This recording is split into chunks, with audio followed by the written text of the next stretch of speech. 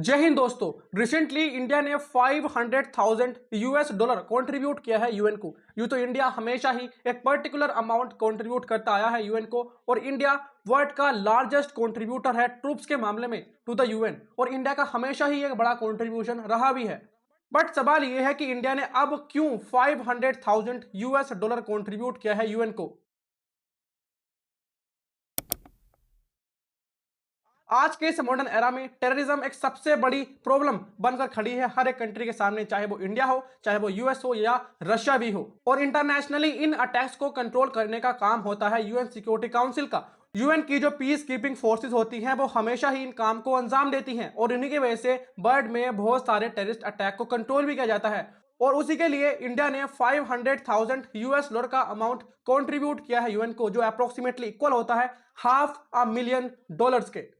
अब जिस एरा में हम रह रहे हैं वो कंप्लीटली सराउंड है विद द टेक्नोलॉजी, और इस इमर्जिंग टेक्नोलॉजी की वजह से ऐसा नहीं है कि एक कंट्री पर्टिकुलरली ग्रो होता जा रहा है टेक्नोलॉजी के मामले में, बट इसके वजह से जो टेरर ग्रुप्स हैं वो भी और ज्यादा एडवांस हो चुके हैं in terms of technology, in terms of weapons, in terms of ammunitions. और इसके वजह से वर्ल्ड की हर एक कंट्री की गवर्नमेंट के सामने एक प्रॉब्लम खड़ी हो जाती है कि हाउ टू काउंटर टेररिज्म। और जो ये पैसा इंडिया ने कंट्रीब्यूट किया है यूएन को, ये बेसिकली यूएन का जो ट्रस्ट फंड है वहां पर जाएगा, और बाद में इसका इस्तेमाल होगा यूएन की फोर्सेस को और ज्यादा स्ट्रॉन्ग करने के लिए, यूएन के जो स्टेप्स है अगेंस्ट टेररिज्म उनको और ज्यादा स्ट्रेंथन करने के लिए, ताकि टेररिज्म को कंट्रोल किया जाए।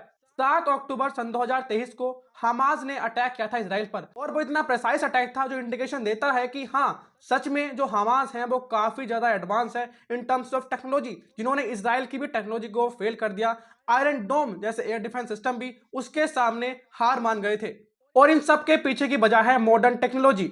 एज पर 2024 global terrorism index, Burkina Faso एक ऐसा कंट्री है जो वर्ल्ड का सबसे इंपैक्टेड कंट्री है टेररिस्ट अटैक से। हालांकि मैं ये नहीं कह रहा हूं कि इंडिया भी एक ऐसा कंट्री है जो इन सब चीजों से काफी दूर है। इंडिया में भी हर साल बहुत सारे टेररिस्ट अटैक होते हैं। इंडिया की रैंक इस लिस्ट में 14 है, और ये 14 रैंक उन कंट्रीज की होती है जो हाईली इंपैक्टेड होते हैं टेररिस्ट अटैक से। टेररिज्म पर मैंने ये डेडिकेटेड वीडियो बना रखी है, डिस्क्रिप्शन में लिंक दे रखा है, आप जाकर चेक कर सकते हैं।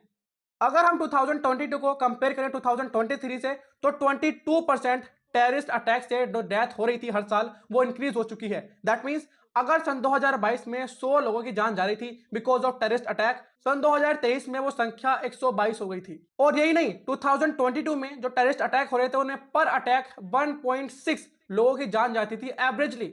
बट अगर हम इसको कंपेयर करें अगेन 2023 से, तो आप एक बात देखोगे, पर अटैक जो डेथ हो रही थी वो 1.6 से 2.5 तक इंक्रीज हो चुकी हैं। ऑल दो 2022 के कंपैरिजन में 2023 में टेररिस्ट अटैक की जो संख्या थी वो 23% से डिक्रीज हो गई थी। 2022 में ये संख्या 4,321 थी, और 2023 में ये जस्ट 3,350 तक गिर गई थी। टेररिस्ट अटैक का नंबर डिक्रीज हुआ है, बट ये जो अटैक्स थे और ज्यादा डेडली हो गए थे as compare to 2022। New technology को लेकर इंडिया के external affair minister S Jaishankar अपना कंसर्न शो करते हैं।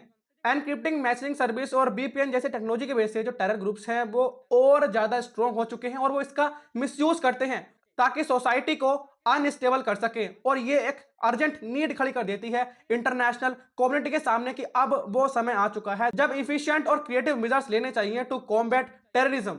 इन मॉडर्न एरा टेररिज्म को आगे बढ़ाने में इंटरनेट और सोशल मीडिया का काफी क्रिटिकल रोल है। ये दोनों ही एक पोटेंट इंस्ट्रूमेंट है फॉर द टेररिस्ट। ये इसका इस्तेमाल करके अपने प्रोपागेंडा को, अपनी रेडिकल और कंजर्वेटिव आइडियोलॉजी को स्प्रेड करते हैं, और इनका अल्टीमेट एम होता है सोसाइटी को डिस्टेबलाइज करना। ये बात केवल इंटरनेट और सोशल मीडिया तक ही सीमित नहीं है।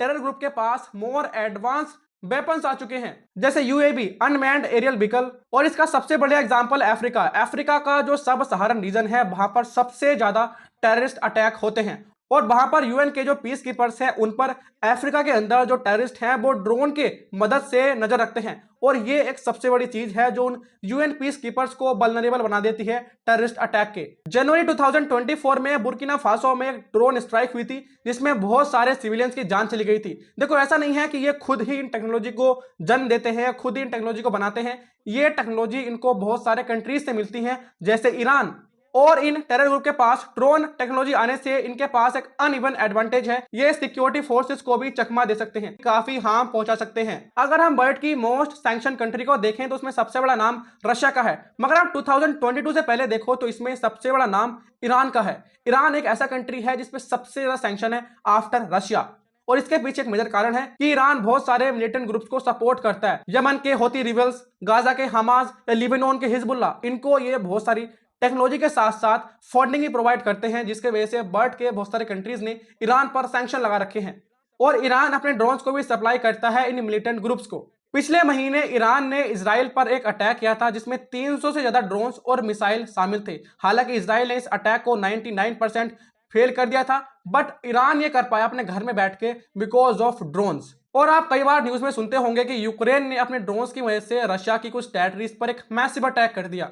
आपने ये भी सुना होगा कि रशिया के ड्रोन्स ने यूक्रेन की कुछ फैसिलिटीज को डिस्ट्रॉय कर दिया, यूक्रेन को इससे बहुत हार्म हुआ। ये सब कुछ किसके वजह से हो पा रहा है? Because of drones. और ये ड्रोन फैसिलिटीज आज टेरर ग्रुप के पास भी हैं, और ये टेक्नोलॉजी इंडिया जैसे कंट्री के लिए भी काफी ज्यादा डेंजरस है।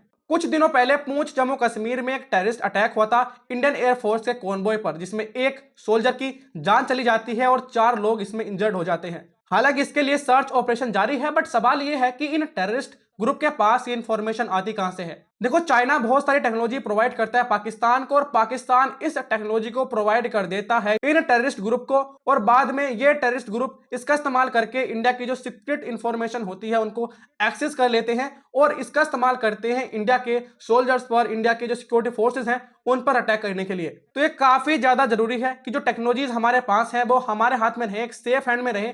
AI technology, nuclear weapon technology अगर इन टेरर ग्रुप के पास आ गई तो वर्ल्ड खतरे में आ सकता है। इस चीज को लेकर एस जयशंकर कड़े शब्दों में यूएन को कहते हैं कि यूएन काफी बार जब पॉलिटिकल कंसिडरेशन की बात आती है तो अनेबल हो जाता है, डिसीजन नहीं ले पाता है। जैसे कि एक बार चाइना के केस में हुआ था, जब यूएन सैंक्शन लगाने वाला था जैसे मोहम्मद पे, जो खुद एक टेररिस्ट ग्रुप है, तो चाइना ने उसको ब्लॉक करने का ट्राई किया था। और ये काफी डिसअपॉइंटिंग थिंग है, क्योंकि टेररिज्म किसी भी कंट्री के लिए अच्छा नहीं होता है। हो सकता है एक शॉर्ट पीरियड ऑफ टाइम के लिए टेररिज्म किसी कंट्री के लिए अच्छा हो, बट लॉन्ग टर्म में इसके बहुत बुरे परिणाम देखने के लिए मिलते हैं। इंडिया ने जो ये $500,000 कंट्रीब्यूट किए हैं यूएन को, उसको लेकर आपका क्या ओपिनियन है? क्या आप इसको एडमायर करेंगे कि इंडिया एक बहुत ही अच्छा कंट्री है जो वर्ल्ड में टेररिस्ट अटैक को कंट्रोल करना चाहता है, या आप इसको क्रिटिसाइज करेंगे कि इंडिया को पहले खुद के कंट्री के बारे में सोचना चाहिए, अपने कंट्री के अंदर जो टेररिस्ट अटैक हो रहे हैं उनको कंट्रोल करना चाहिए, ना कि पूरे वर्ल्ड के टेररिस्ट अटैक को स्टॉप करना चाहिए? आपका इस बारे में क्या ओपिनियन है? आप कमेंट के थ्रू अपना ओपिनियन मुझ तक पहुंचा सकते हैं। जय हिंद।